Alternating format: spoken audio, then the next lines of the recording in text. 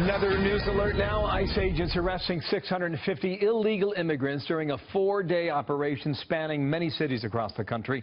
ICE officials say those detained were already under court orders to leave the U.S. Ed Davis, former Boston Police Commissioner, Fox News contributor live in Boston. And, sir, welcome back to our program here. What do you make of these arrests, and are they any different from what was happening in the previous administration, sir? There clearly seems to be a trend towards a more conservative approach to enforcement. This administration is focused on illegal immigrants, and I've had an opportunity to speak to immigrant groups across this area in the Northeast. And I think that if the federal government maintains their focus on violent criminals, the other immigrants want those people removed from their community. They don't want to have violent people living near them because they tend to prey on their neighbors, on the people from their own communities. Well, that's an interesting point. A lot of support for this. Of the 650 arrested, 130 apparently had criminal convictions beyond the immigration violation, DUI, assault and battery, drug possession, domestic abuse. And you're saying communities react to that? They do. They know who the bad guys are living among them, and they don't want them there. So I think that there's broad support for a focused effort like this. Tell me how the police respond when the Attorney General, Jeff Sessions, says, "We've got your backs."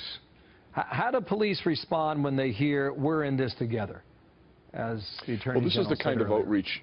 Yeah, that's the kind of outreach that's desperately needed in the police business right now.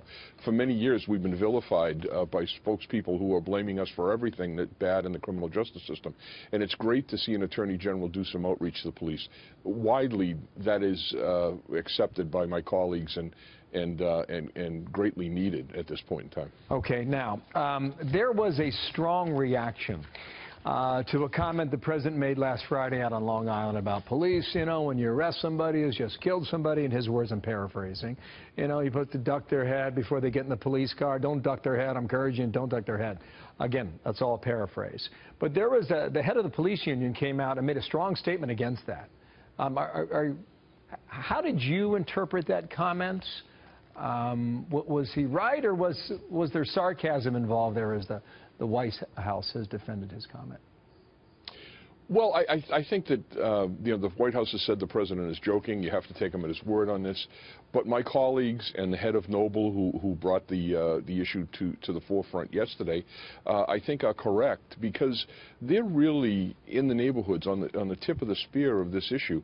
They're trying to reestablish trust among communities that have been told that we're there to hurt them. And so it's really important that we maintain a strong stance of impartiality and justice for the people. And I think that's what's happening here. Yeah, I understand you're speaking as a police officer. Right. Did you hear it as sarcasm? Or do you think that's the kind of thing that should not be spoken? Well, I'm not a fan of political correctness, but I think because of the difficulty we're having in policing right now, we're really in a crisis of trust. I think that the words could have been better chosen. Understood. Ed Davis, really appreciate your time today. Thanks for coming back here in America's Newsroom. You bet. We'll talk again.